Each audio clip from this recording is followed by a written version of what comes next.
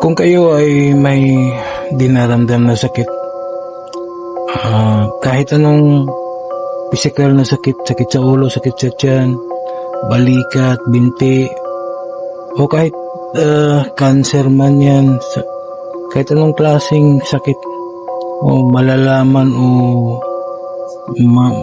manipis lang na sakit, ay kayang pagamutin ng simbolong ito.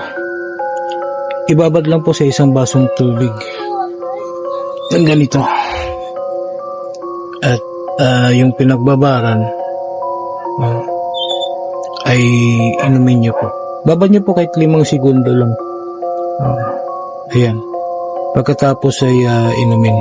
Yung pagguhit ng simbolo kailangan sa puting papel, at gamit ang itim na ballpen o di kaya ay lapis. Yan.